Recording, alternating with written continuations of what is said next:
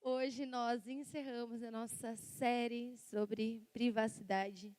Eu espero de coração que durante esse mês o Senhor tenha trabalhado na intimidade, na privacidade de cada um de vocês, que de forma privada você e eu tenhamos encontrado um espaço em que Deus nos olha como nós verdadeiramente somos e que nós saibamos disso. O nosso tema de hoje fala sobre incoerência.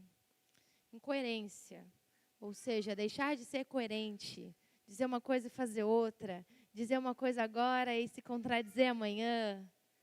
E tudo isso acontece todos os dias da nossa vida, porque a gente muda, ou porque a gente tem medo, ou por vários outros motivos que nós vamos conversar essa noite.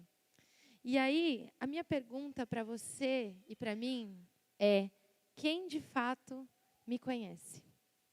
Quem de fato me conhece? Essa pergunta pode me gerar um extremo conforto de ter pessoas com quem eu não preciso ficar tímida, pessoas com quem eu posso ser eu de verdade, fazer isso que eu faço com tanta frequência, né? Essa pessoa sou eu normalmente. Mas ela também pode me assombrar. Pode ser que essas pessoas tenham a minha vida nas mãos delas. Pode ser que tenham pessoas que saibam coisas da minha vida que eu não gostaria que elas soubessem. E talvez eu e você, a gente se sinta refém dessa verdade que somos nós por trás desse avatar que nós somos hoje. Quero te lembrar que aquela foto que você carrega linda lá no seu perfil, ela é só um avatar. Aquele não é você. Tá bom? Graças a Deus. Aquela pessoa não é você. É só um pedacinho, é só uma coisa que você quer expor. E eu, se a Polícia Federal me olhasse mexendo nas minhas próprias redes sociais, eu seria presa por falsidade ideológica, vista a quantidade de filtros e maquiagem que consta naquelas fotos. E quando eles me veem ao vivo, já aconteceu isso, tá? De eu estar no ambiente que eu trabalho, enfim, trabalho com imagem, e as pessoas olham e falam assim: é você naquela foto tal, naquela tal plataforma? Eu falo: sou eu. Nossa, não parece. Eu falo: eu sei, já tive dias melhores.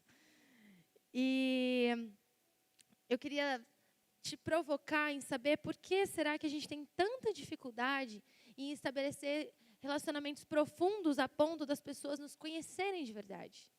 Por que é tão difícil? Por que a gente se esconde disso? Por que a gente não quer ter esse trabalho? E eu vou te convidar a ler comigo o Evangelho de Cristo, segundo Mateus, no capítulo 22. Nós vamos ler do versículo 15 ao versículo 22 também. E a palavra de Deus diz assim: Então os fariseus se retiraram e consultaram entre si como surpreenderiam Jesus em alguma palavra.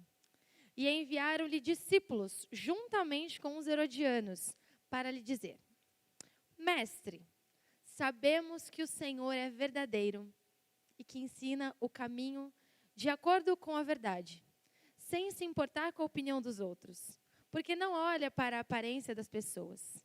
Assim sendo, diga-nos o que o Senhor acha. É lícito pagar o imposto a César ou não? Mas Jesus, percebendo a maldade deles, respondeu: Hipócritas, por que vocês estão me pondo à prova? Mostrem-me a moeda do imposto. E trouxeram-lhe um denário. E Jesus lhes perguntou: De quem é esta figura e esta inscrição? E eles responderam: De César. Então Jesus lhes disse: Deem, pois, a César o que é de César, e a Deus o que é de Deus. E ouvindo isso, se admiraram e, deixando, foram embora. Eu acho essa passagem uma das mais interessantes a respeito dessas reações que Jesus tem. Esse relato acontece na ocasião em que dois grupos distintos, não são pessoas do mesmo grupo, queriam colocar Jesus numa situação de constrangimento, queriam deixar Jesus sem resposta. Se você já conhece Jesus, se você já tem uma experiência com Ele, você sabe que Ele não funciona dessa maneira. Deixar Jesus sem resposta. Naquele tempo, na Judéia, havia o domínio romano e os herodianos eram do time, vamos dizer assim, da realeza, do time que era judeu, mas estava ali auxiliando Roma na administração da região. Por outro lado, nós temos os fariseus, mestres da lei, conhecedores, pessoas que diziam contra o Império Romano, mas se aproveitavam de alguma forma. Isso acontecia só naquele tempo, não acontece mais, gente. Eu queria deixar isso muito frisado. Se aproveitavam do controle do povo por meio da religião e também por meio da política de alguma forma. E esses dois grupos se unem para falar de um assunto polêmico, pagar impostos, colocar Jesus numa sinuca de bico, colocar Jesus numa situação que, se ele falasse, tem que pagar imposto, as pessoas falariam, olha, ele está do lado de Roma, está prejudicando o povo. E se ele falasse, não tem que pagar o imposto, os romanos poderiam considerá-lo como um traidor. E aí ele teria uma morte, uma execução prematura. Embora a gente soubesse que isso iria acontecer de alguma maneira. Mas a questão importante é que, embora a temática do questionamento deles fosse político e religioso, antes de colocar a pergunta a Jesus, eles reconhecem aspectos importantes da personalidade de Jesus. Algo que eles não poderiam colocar à prova. E é sobre isso que nós vamos falar isso. Sobre o fato de que Jesus não comete incoerências. E ele nos convida, como discípulos dele, a agirmos dessa maneira. E eu gostaria de te convidar a refletir, olha só, em 3 aspectos. Novidade. O número 1, e bem conhecido, é que Jesus é verdadeiro. Por mais que esses homens estivessem tentando colocá-lo à prova, por mais que eles estivessem em preocupação, a preocupação de prejudicar, eles precisavam reconhecer isso, que Jesus é verdadeiro. Eles dizem, sabemos que o Senhor é verdadeiro e que ensina o caminho de Deus de acordo com a verdade. Enquanto esses grupos religiosos eram extremamente contraditórios, eles diziam uma coisa e faziam outra. Se diziam servos de Deus, se diziam, justos, mas a prática deles era completamente vazia. Jesus não. Jesus, ele tinha um discurso coerente com a sua prática e uma prática coerente com o seu discurso. E na caminhada de Jesus, ele era visto por essas pessoas. Esses homens não ouviram falar de Jesus. Esses homens não ouviram falar no discurso de Jesus. Esses homens viram Jesus sendo, agindo, falando. E por mais que eles fossem guardiões da moral, eles não tinham nada para apontar sobre Jesus. E é aqui que entra o nosso desespero. O discurso daqueles homens era discurso sobre muito e prática sobre nada. E aplicando para os nossos dias, será que o que a gente expõe, será que o nosso discurso, será que o nosso avatar, ele tem a ver com aquilo que nós realmente somos? Será que o que eu exponho, o que eu coloco nas redes sociais, ou o que eu deixo as pessoas conhecerem de mim, pessoalmente também, ele realmente quer dizer o que eu sou? O grave problema das redes sociais, o grave problema da tecnologia é que é uma movimentação constante de aparências. E por ser uma movimentação constante de apenas aparências, quando essa aparência cai, quando a máscara cai, quando existe uma pequena falha, e isso é comum, acontece, a gente falha o tempo todo, muita gente cai junto. O grave problema é que a contradição entre o real e o virtual, por mais verdadeiro que você queira ser no mundo virtual, não tem como. Porque o virtual é pontual e atemporal. Nós continuamos a vida aqui, pessoalmente. Eu tenho vergonha de coisas que eu postava há 5 anos atrás. E eu acho que pode ser que alguém aqui também tenha vergonha de algo que disse, de algo que acreditava, de algo que defendeu. Só que sabe qual é o problema da internet? As coisas ficam lá, registradas. Vou ensinar um segredo para você. Use o Stories. 24 horas depois, ninguém mais sabe o que foi que você disse. A groselha que você falou. E um ponto interessante, vou aproveitar que o Caio está aqui. Eu penso muito no Caio durante a semana, porque ele é meu chefe, gente. E porque, quando eu posto alguma coisa na minha rede social, eu fico para o Luiz Gustavo, senhor meu marido, eu posto e já mando a mensagem: amor, Caio vai me matar. Falei, agora já foi. Porque a gente tem essa preocupação de querer ser verdadeiro demais, de querer ser real demais. E, gente, não existe uma ponte entre o real e o virtual. Ser 100% verdadeiro no mundo virtual não é possível, mas dá para ser um pouco mais coerente. O Brennan Manning tem uma frase que diz que o mestre não nos quer perfeitos, apenas verdadeiros. Jesus conta com as nossas falhas. Jesus já sabe que isso vai acontecer. E Jesus já contava com a falha daquelas pessoas também. E mesmo assim ele permanece fiel a si mesmo. E isso é tão difícil. É tão difícil querer postar um textão sobre meio ambiente e em seguida querer falar qualquer bobagem do dia a dia e ter que ficar administrando isso. Porque a vida real não é a vida virtual, gente. Em segundo lugar, Jesus não era pautado pela opinião dos outros.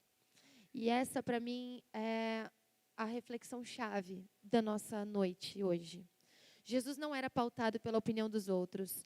Na boca daqueles homens ali, sai a frase: sem se importar com a opinião dos outros. Mestre, o Senhor age sem se importar com a opinião dos outros. Ao longo da caminhada de Jesus, muitos relatos dos evangelhos evidenciam que Jesus não pautava as suas decisões e as suas ações na opinião dos outros. Ele não era coagido, nem pelos religiosos, nem pelos seus próprios discípulos, nem pelo medo subjetivo do poder político. Jesus jamais era coagido. Jamais ele deixava de falar ou de agir de acordo com aquilo que ele cria ser o correto. Enquanto os religiosos ficavam reféns da sua reputação, Jesus não se regulava pela opinião deles. Estar refém de uma reputação é tão triste, tão doloroso. Vou contar um caso da vida real aqui. Eu posto bastante coisa na minha rede social sobre justiça social, sobre feminismo, sobre ecologia, sobre políticas públicas, sobre você aceitar as pessoas como elas são. Enfim, eu faço isso. E essa semana eu cometi uma mancada grande. Entrei no trem, para quem não sabe, eu ando de trem, todos os dias. E entraram 4 rapazes no trem. E eu fiz a seguinte oração. Quando eu estou com muita fé, na hora ali, muito problema, gente, eu viro uma crente incrível. E esses 4 rapazes, eram 11h30 da noite já, e eu estava no trem. Eu guardei o meu celular e falei: Deus querido, isso no meu coração, Pai de toda bondade, Senhor, o Senhor viu o seu servo Daniel entrando ali na cova dos leões, Pai. E o Senhor fechou a boca dos leões. O Senhor é aquele que acompanhou aqueles teus 3 servos, Senhor, dentro da fornalha. E eu agora estou aqui nesse trem, Pai. O Senhor sabe que eu paguei o celular, terminei de pagar no mês passado. E o Senhor sabe que eu não posso comprar outro, Pai. Eu sou seminarista, Deus. Deus, o Senhor está vendo eles. Não deixa que eles me assaltem. E essa foi a minha oração. E depois, eu presto muita atenção na conversa dos outros nos transportes públicos. Eu descobri que os caras só estavam indo numa festa. E eu fiquei muito mal. Porque eu pensei assim, eu falo tanto sobre não julgar as pessoas pela sua aparência, sobre, somos todos iguais, somos todos maravilhosos. E eu não quis postar na rede social que eu estava com medo de ser assaltada. Eu fiquei com medo de vocês. Essa é a verdade. Eu fiquei com medo de vocês. Porque todas as vezes que eu posto alguma coisa, eu sei que alguém do outro lado vai montar uma imagem de mim. E eu sou refém dessa imagem. Às vezes eu estou extremamente estressada. Às vezes eu estou com medo de ser assaltada na rua. Às vezes eu estou infeliz com a vida, mas eu não posso falar nada disso. Porque eu tenho que manter a minha imagem, o meu ascetismo, né? Eu sou seminarista, não tenho problemas. Jesus está do meu lado. E a oração do Jimmy agora foi assim: Jesus, quando eu tenho um problema e Jesus está do meu lado, tudo fica bem. Aí você toma uma pancada dessas e vem pregar. O Brennan Manning diz que a preocupação excessiva com a aparência e com a opinião dos outros, a nosso respeito, frequentemente nos induzem ao pecado. Esse ciclo vicioso das aparências nos deixa reféns nas mãos dos outros. E por que nos leva ao pecado? Porque são extremos. Pode me levar ao pecado de eu mentir quem eu sou para te agradar, ou pode me deixar extremamente orgulhoso e altivo, porque eu realmente sou muito bom. E eu te mostro essa imagem de que eu sou muito bom. E eu, na verdade, não sou. Eu posso ficar ou muito orgulhoso ou muito mentiroso, porque eu estou na tua mão, porque eu quero que você me aceite. As nossas escolhas, as nossas experiências diárias são pautadas na opinião dos outros. O que os outros vão achar? O que será que os outros gostam ou não? E sabe o que é mais dolorido? Muitas vezes eu e você deixamos de falar do amor de Jesus Cristo, que é transformador, por medo do que as pessoas vão achar de nós. Por medo de se a gente vai ser bacana ou não. Por medo disso vai dar like ou não, se vai fazer sucesso ou não. E muitas vezes Jesus quer usar a sua vida e a minha vida para falar de evangelho de Cristo, que liberta e transforma. Porque é disso que o mundo está com sede, de evangelho puro. E eu e você estamos tão reféns dessa imagem legal, que nós pecamos nisso por omissão. Jesus não se preocupou com isso. E Ele nos convida a seguirmos o exemplo dele, porque a única opinião que importava para Jesus era a vontade do Pai. Na sua privacidade, Jesus tinha um relacionamento íntimo com Deus, o Pai. E por isso a única opinião que importava era a de Deus, o Pai. Então hoje eu te falo, deixa essa prisão cair. Deixa a opinião dos outros para lá. Quando se trata de fazer a vontade de Deus, tudo que nós fizermos será escândalo. Tudo que nós fizermos será chocante.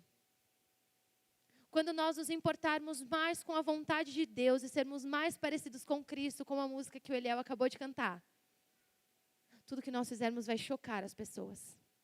E esse é o nosso convite. Hoje, para que sejamos como Cristo, não nos importando com se os outros vão gostar ou não, mas fazermos a vontade do Pai. Em terceiro e último lugar, Jesus não olha para a aparência das pessoas. Porque não olha para a aparência das pessoas. Por isso o Senhor age dessa forma. Aqueles homens disseram, os herodianos e fariseus. Jesus agia como agia, porque ele não olhava o que as pessoas pareciam, qual era o seu grupo social, onde elas estavam inseridas, o que elas podiam dar em troca para ele. Ele olhava as pessoas, no coração delas, nas suas necessidades, com amor incondicional. Enquanto os religiosos se preocupavam com rotular as pessoas em grupos e castas, Jesus não se deixou influenciar por esse paradigma. Jesus, ele não julga a nossa imagem, porque ele sabe quem nós verdadeiramente somos. E ele é o único que consegue fazer isso, porque por melhor que a gente tente fazer, e o meu convite hoje é para que você peça para Jesus, Jesus, eu quero olhar as pessoas com os seus olhos. Jesus, eu quero olhar as pessoas como o Senhor olha. Eu quero amar as pessoas como o Senhor ama. Quantas vezes você já não quebrou a cara porque você olhou um cidadão, uma cidadã e falou, ih, não presta. É ruim. É ruim. É mau caráter. É ladrão. É uma preguiçosa. É uma folgada. Quantos rótulos nós já demos para as pessoas? E aí você quebrou a cara, porque na hora que você precisou, aquela foi a primeira pessoa que foi te ajudar? Não é assim que acontece? É uma delícia quando isso acontece. A rasteira que a vida te dá e sai te puxando amarrado num jipe. É engraçado, mas é trágico. É muito comum nós julgarmos as pessoas pela aparência que elas virtualizam. Quantas vezes você rotulou pessoas pela imagem que elas aparecem na rede social? Ai, essa aqui se expõe demais. Ai, nossa, foto na praia de biquíni com versículo bíblico. Deixa a pessoa ser feliz. Vai cuidar da sua vida. Quantas vezes você postou aquela foto daquele sorriso maravilhoso e, na verdade, você estava lá na sua cama, chorando com 34 lenços cheios de catarro. Mas você tem que mostrar para as pessoas que você tem uma vida incrível, para que elas não te rotulem. Essa imposição estética nos impede de aprofundarmos, inclusive, os nossos relacionamentos, impedindo que as pessoas nos conheçam de fato. Talvez vocês acham que vocês me conhecem porque vocês seguem a minha rede social e lá eu posto meu dia a dia e vocês se acham super...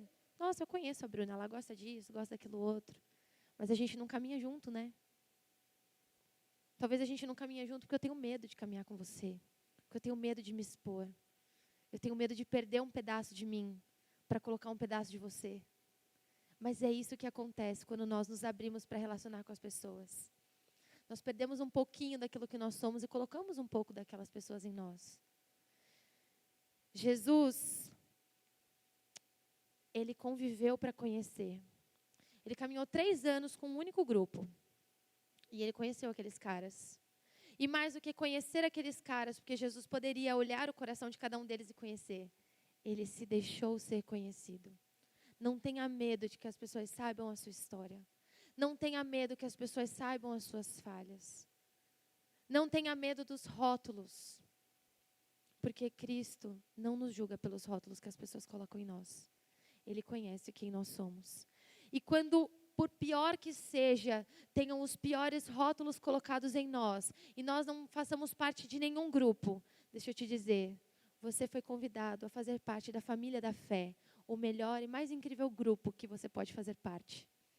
E nesse grupo, as pessoas não são rotuladas pelo que elas sabem, porque elas deixam de saber. Elas não são rotuladas porque elas parecem ou deixam de parecer. Elas são rotuladas como filhas amadas de Deus, filhos amados de Deus, e isso basta. Em 1 Samuel, a palavra de Deus diz, eu acho que é isso mesmo. Porque o Senhor não vê como o ser humano vê.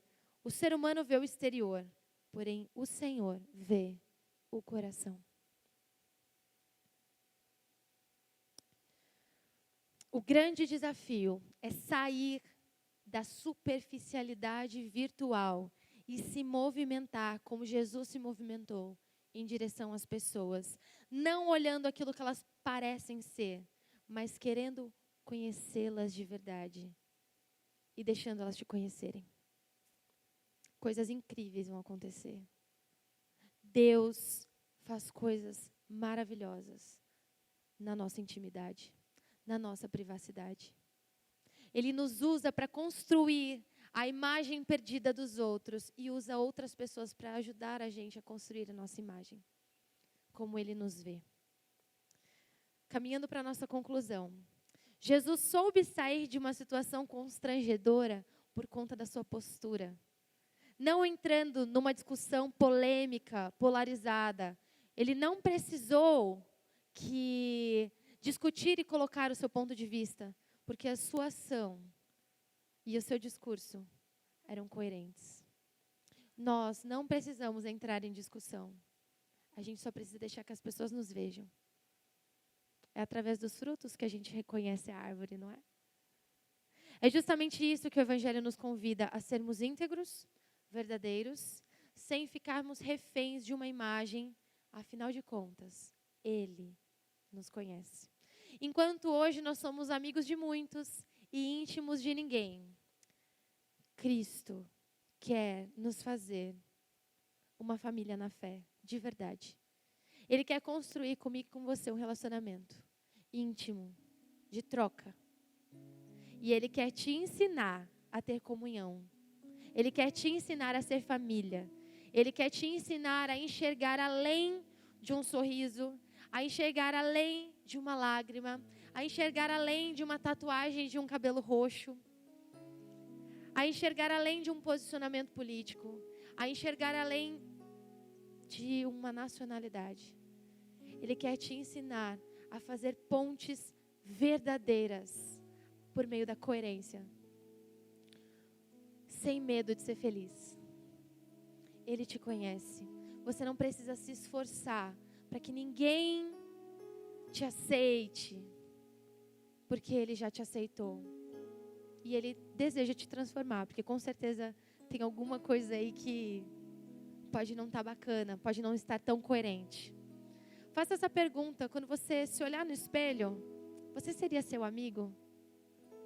Quando você se olha no espelho, você se acha digno de uma amizade dessa? Você se acha digno de uma aceitação dessa? Quando eu me olho no espelho, eu falo não. Mas eu me sinto tão confortada em saber que, apesar de mim, Ele quer ser meu amigo.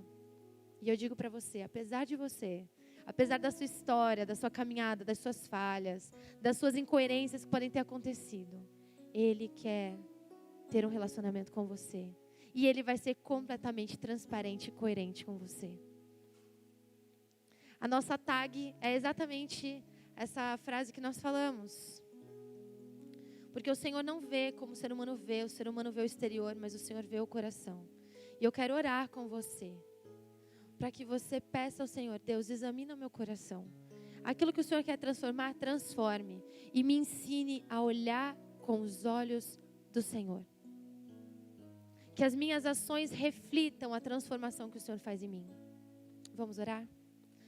Deus querido, diante da Tua palavra, nós somos confrontados, Deus, e graças a Deus por isso.